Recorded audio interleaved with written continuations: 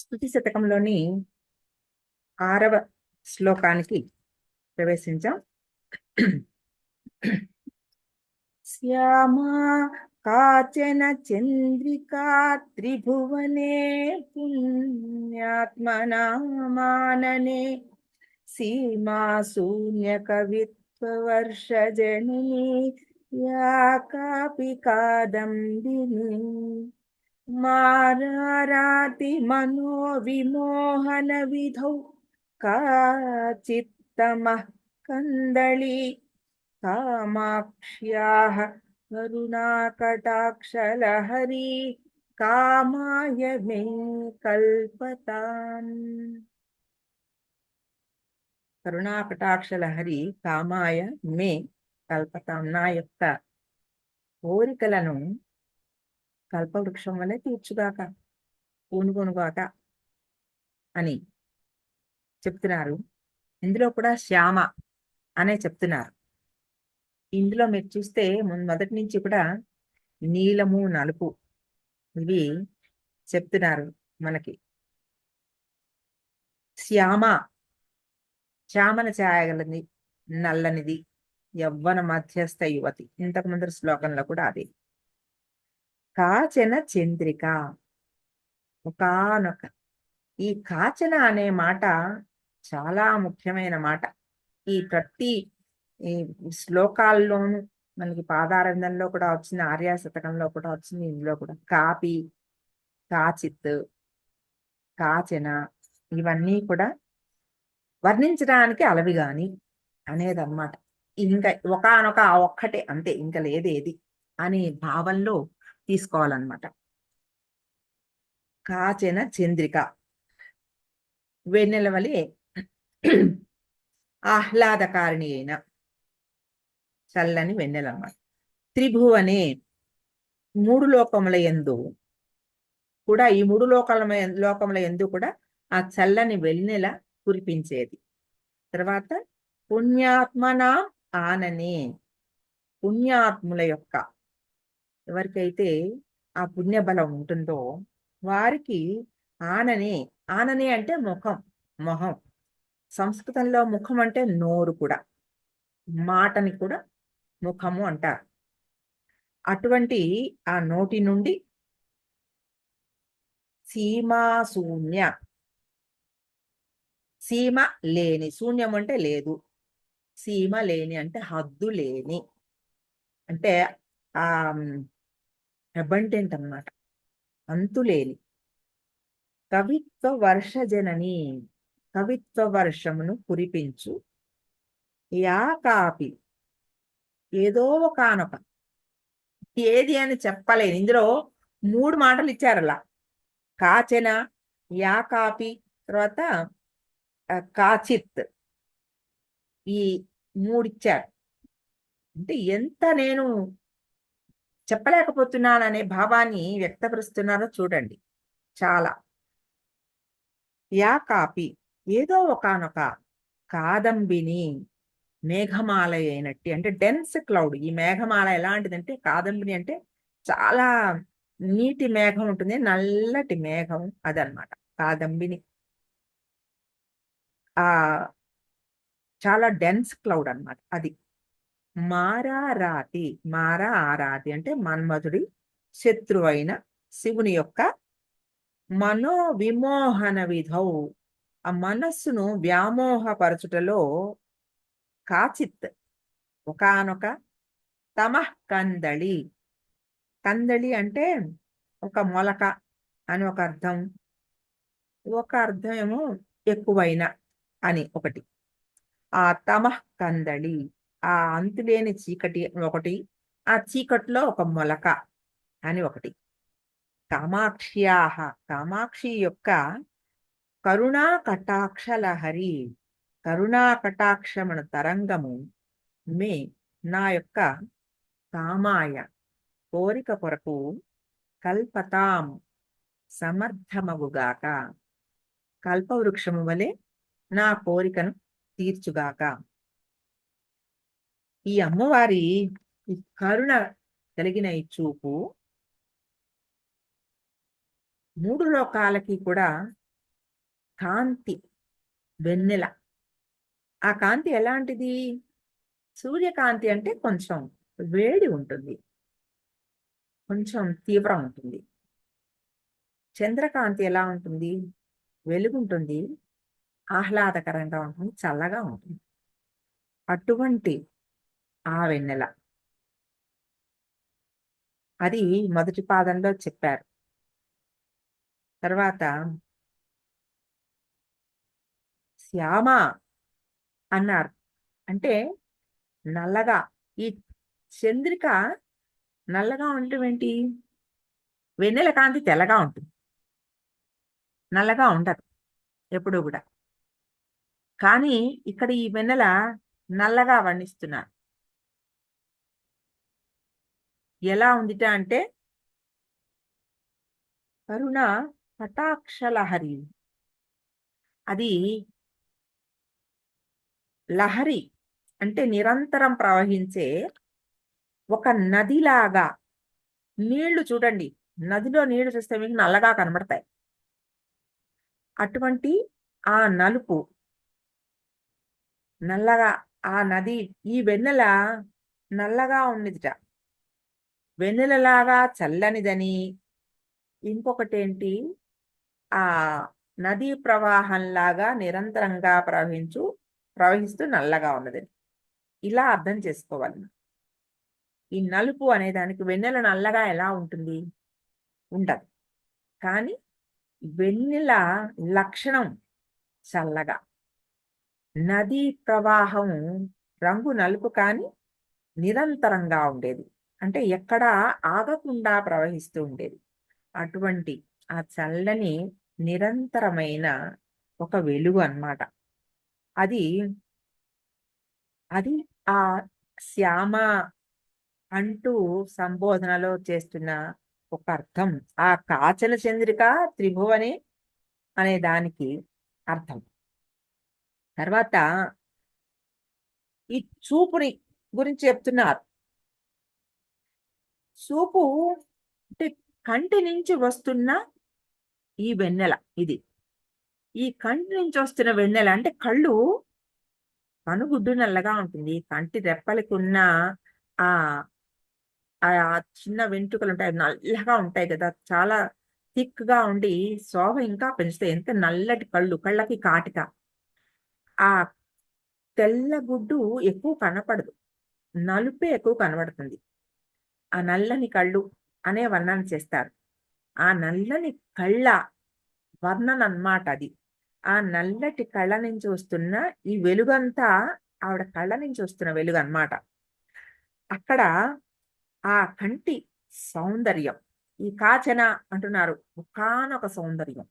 ఈ ఒకానొక సౌందర్యం అంటే ఏమిటంటే ఆ సౌందర్యాన్ని మనం ఊహించుకోవాల్సింది. అది కూడా మన ఊహా స్థితి ఎంత మట్టుకు అంటే అంత మట్టుకే, అంత శక్తి ఎంత ఉంటే అంత వర్ణన ఆ ఊహ మనకు అందుతుంది. అది ఒక్కటే, అలాంటిది ఇంకొకటి లేదు, ఇంకా ఏమీ లేదు. మామూలుగా చంద్రిక, చంద్రకాంతి, వెన్నెల భూలోకవాసులకే పరిమితం. చంద్రుడు సూర్యుడి నుంచి వెలుగు తీసుకుంటాడు, తర్వాత ఆ వెలుగుని భూమికి ఇస్తాడు. తనకి స్వయం ప్రపత్తి లేదు చంద్రుడికి, ఆయన ఉపగ్రహం. కానీ అమ్మవారి వెలుగు అలాంటిది కాదుగా. ముల్లోకాలకి, త్రిభు అనే 3 లోకాలకి కూడా వెలుగు ప్రసాదించేది.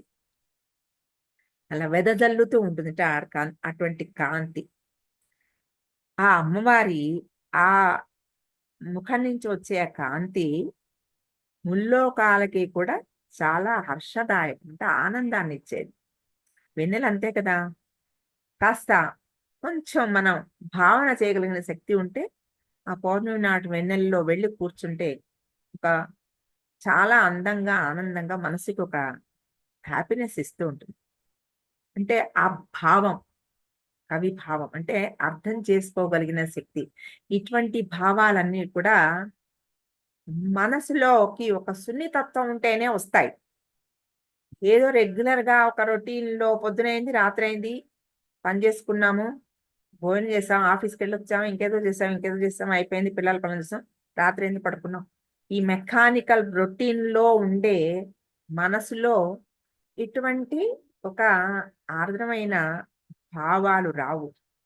ఇవి రావాలి అంటే, ఇటువంటి సున్నిత భావాలు అర్థం అవ్వాలంటే మనసులో కొంత ఆ ఆర్ద్రత రావాలి, మనసు మెత్తపడాలి.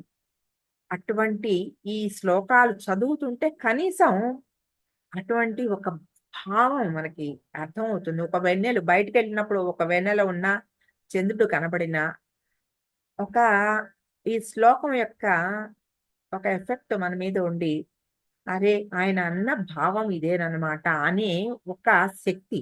అది కూడా కవితా శక్తే. ఆ కవిత్వాన్ని అర్థం చేసుకోగలిగిన శక్తి కూడా అటువంటి కవితా శక్తి. అటువంటి కవిత్వపు ధోరణి. అది ఆ అమ్మవారి ఆ దయా దృష్టి ప్రసాదిస్తుందిట. మామూలుగా పుణ్యాత్మ పుణ్యాత్మన ఆననే, ఈ పుణ్యాత్ముల యొక్క నోటి నుండి సీమాశూన్య కవిత్వ వర్ష జనని, సీమలేని హద్దులేని కవిత్వాన్ని ప్రసాదిస్తుందిట.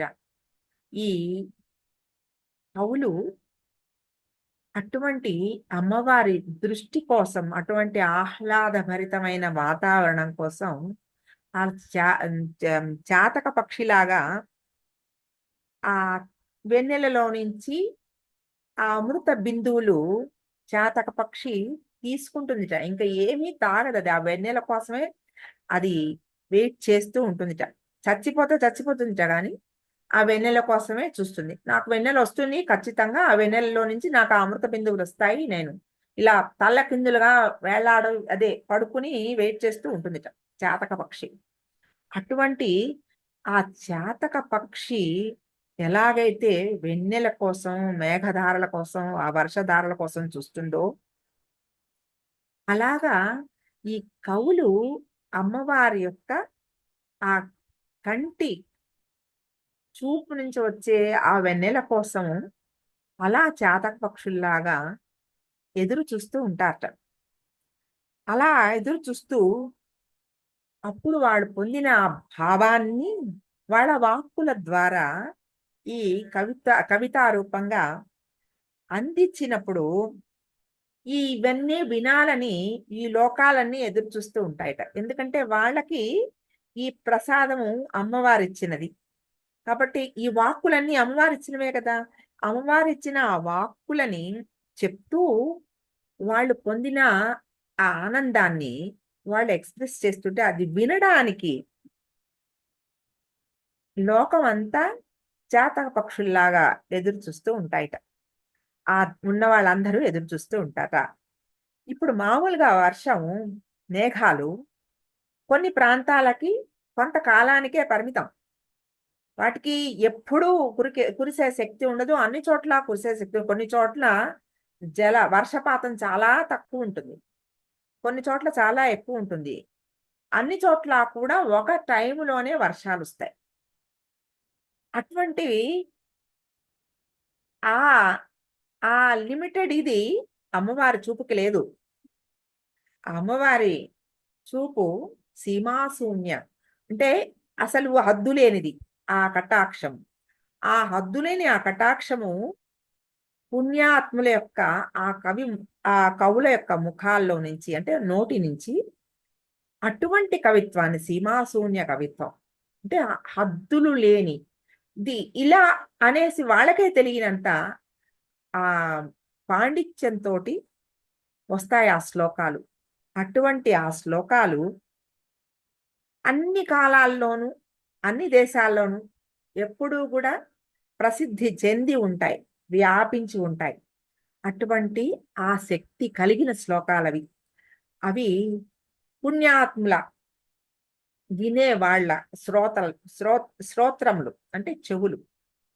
వినేవాళ్ళ చెవుల ద్వారా వర్షంలాగా హృదయం మీద పడి, ఆ హృదయం మీద అది ఒక పంట పొలం అయితే, హృదయం ఒక పంట పొలం అయితే, ఇది వానగా మారి అందులో ఆ పంటని బాగా పండించి సస్య శ్యామలం అంటే చాలా వృద్ధి, సమృద్ధి.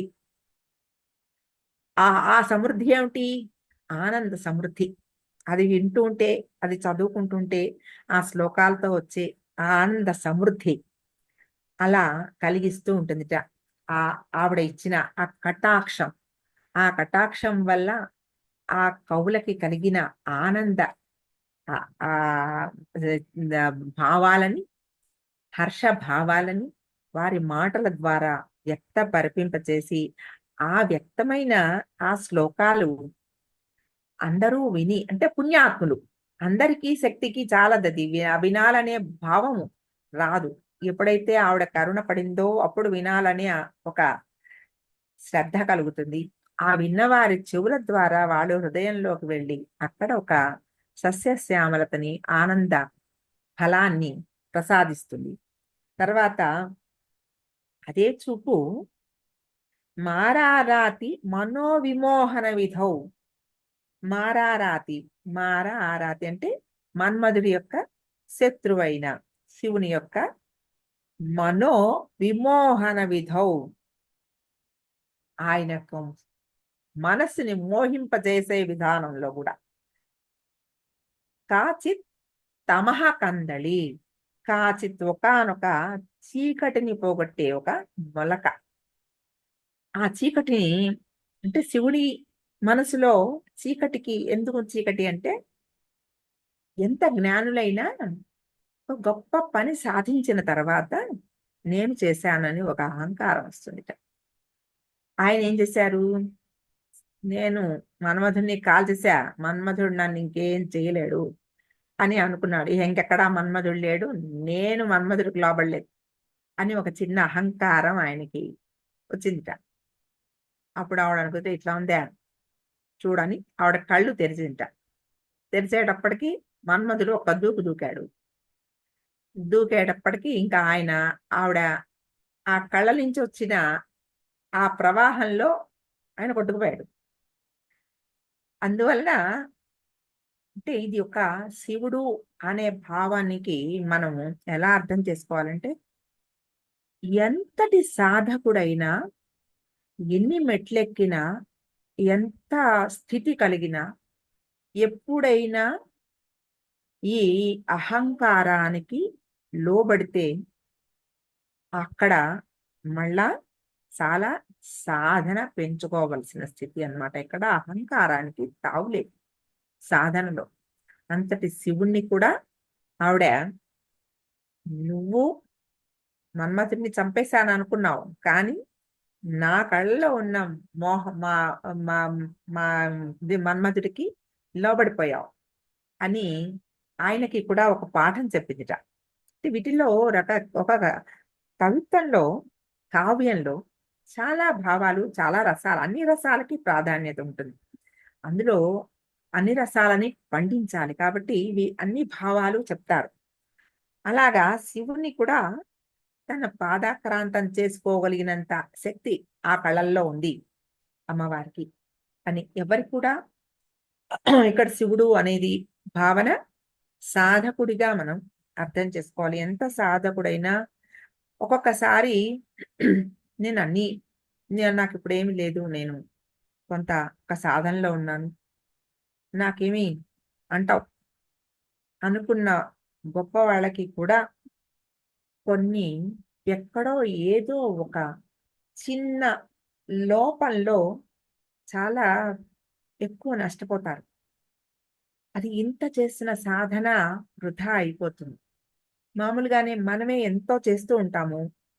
ఎంతో కష్టపడి కొంచెం సంపాదించుకుంటాం. ఎక్కడో ఎవరి మీదో కోపం వస్తుంది. ఆ కోపము అలా రావడం ఏంటి? ఈ పుణ్యబలం ఖర్చయిపోతుంది. మనకి కథల్లో చెప్తారు చూడండి. మునులు వాళ్ళకి శాపం ఇచ్చారన్నప్పుడు వాళ్ళ కమండలంలో నుంచి నీళ్లు తీసి వాళ్ళ మీద జల్లారని. అంటే జల్లడం అంటే ఏమిటి? ఈ కమండలంలో ఉన్నదేంటి? వాళ్ళు ఆర్జించుకున్న పుణ్యం. ఈ పుణ్యం తీసి దాని మీదకి వేసేశారు. అంటే ఈ పుణ్యం అంతా ఖర్చు అయిపోయింది, ఇక్కడ మళ్ళా వెళ్ళి తీసుకోవాలి వాళ్ళు పుణ్యం. అలాగే అటువంటి మునులకి ఎంతో పుణ్యబలం ఉంటే అందులోని వాళ్ళు ఖర్చు పెట్టుకుంటే మళ్ళా చేసుకోవాలి. మనపోటి వాళ్ళకి ఎంతో కష్టపడి సంపాదించుకున్న ఆ కాస్త పుణ్యాన్ని ఈ కోపం రూపంగా అవతల వాళ్ళ మీద చూపించి అరిచి వీటి చేయడం వలన ఏమవుతుంది, ఎంతో కొంత పుణ్యం పోగు చేసుకున్న పుణ్యం అంతా జీరో. కాబట్టి అటువంటి స్థితిలో కూడా కాస్త నిదానం వహించడం, అలా పడిపోకుండా నిలబడగలగడం, అటువంటివి సాధన చెయ్యాలి అనే భావం అన్నమాట ఇందులో. అటువంటి కరుణా కటాక్షల హరి కడగంటి దయా ప్రవాహం అంటే ఆవిడ చూపు పక్క నుంచి పడితే చాలన్నమాట. అటువంటి కామాక్ష్యాహ కరుణా కటాక్షల హరి కామాయ మే కల్పతాం, నా యొక్క కామమును తీర్చుగాక. అంటే ఇక్కడ ఆయన కామం ఏమిటి, అటువంటి మాటల్ని ప్రసాదించమని ఆయన కోరిక. అమ్మవారిని ఆయన ఏమడుగుతున్నారు, అటువంటి నిన్ను చూస్తూ నేను అనుభవిస్తున్న ఈ ఆనందం ఏముందో, ఈ ఆనందం అంతా నా భావం ద్వారా, నా మాటల ద్వారా, నా భావం అంతా నా మాటల ద్వారా వ్యక్తమయ్యి, ఆ వ్యక్తమైన ఆ పదాలలో ఒక శక్తి కలిగి, ఈ శక్తి ఈ మూడు లోకాలలోనూ కూడా ప్రసరించుగాక. అందరికీ కూడా ఆ శక్తిని ఆనందించగలిగిన ఆ శక్తి కావాలి, అది నా కోరిక అని తెలియకుండా మనకి చెప్పకుండానే చెప్తున్నారు. అది ఆయన కోసం ఏం కోరుకోలే, అందరి కోసం కోరుకున్నారు. అది ఆ కామాక్ష్యాహ కరుణా కటాక్షల హరి కామాయమే కల్పత. అసలు ఈ శ్లోకం చేసుకుంటుంటే మనకి కూడా ఏదైనా చిన్న విషెస్ ఉంటే అవి కూడా మనం అది చెప్పుకుని, అమ్మా నాకు కూడా ఈ కోరిక ఉంది. ముందర శ్లోకంలో చెప్పాం కదా, లౌకికమైన అలౌకికమైన పారలౌకికమైన అన్నిటినీ కూడా ఆవిడ ఇస్తుంది. ఇహపర సాధన ఆవిడ చేస్తుంది. ఇవన్నీ ఇహ చాలు నాకు అక్కర్లేదు అని విరక్తిని కూడా ప్రసాదించి మోక్షాన్ని కూడా ప్రసాదిస్తుందని, అటువంటి ఆ కోరిక ఆయన అడుగుతున్నారు. ఆయన కోసం అని అడుగుతున్నట్టు మనందరి కోసం అడుగుతున్నారు. అటువంటి ఏమైనా కోరికలు ఉంటే ఆ కోరికలు అమ్మవారు తీరుస్తుంది తప్పకుండా. ఇందులో ఆ చంద్రిక నలుపు అనేవి రెండు విరోధ భావాలు. చంద్రిక అంటే తెలుపు, ఆ తెలుపు నల్లగా ఉందని చెప్తున్నారు. అంటే వెన్నెల నల్లగా ఉందని, అంటే కంటి చూపు యొక్క ప్రాధాన్యత చెప్తున్నారు. తర్వాత మారారాతికి మోహం, అంటే ఎవరైతే మన్మధుడిని మోహం కల్పించేవాడిని చంపేశాడు, ఆయనకే మోహం. ఏది కూడా అది అమ్మవారు ప్రసాదించేది దేనికి కూడా సీమ లేదు. ఇది ఇలా జరుగుతుంది, అది అలా అవ్వదు అనేది లేదు. దేనికి ఏమైనా రావచ్చు. అటువంటి భావాలని వారు మనకి ఈ శ్లోకంలో చెప్తున్నారు. వెన్నెల నల్లగా కూడా ఉండొచ్చు. అంటే మన మనసులో కొన్ని ఒక జడ్జిమెంటల్ గా కొన్ని అర్థం చేసుకుని ఉన్నాం మనం. ఇది ఇలాగే ఉంటుంది, అది అలాగే అవుతుంది, ఇది మారదు. ఇలాంటి భావాలు ఏమున్నాయో ఇవన్నీ కూడా అమ్మవారి దృష్టి పడితే మన భావాలన్నీ కూడా మారిపోయేందుకు అవకాశం ఉంటుంది. ఒకటి ఇది సాధ్యమని లేదు, ఆవిడ భక్తి వల్ల సాధ్యం సాధ్యమైపోతుంది. అటువంటి ఆ సాధ్యం కూడా ఈ శ్లోకంలో చెప్తున్నారంటే, నలుపు మారారాతికి మోహాన్ని చెప్తూ ఇవి కూడా జరుగుతాయి కాబట్టి నీకు అలభ్యము అనేది లేదు, ఆవిడ కటాక్షం వలన ఏదైనా లభ్యం అవుతుంది. అది ఇందులో చెప్తున్నారన్నమాట. శ్యామా కాచన చంద్రికా త్రిభువనే పుణ్యాత్మనా మాననే సీమా శూన్య కవిత్వ వర్ష జననీ యా కాపి కాదంబిని. माराराति मनोविमोहनविधौ काचित्तमः कन्दली कामाक्ष्याः करुणाकटाक्षलहरी कामाय मे कल्पताम्।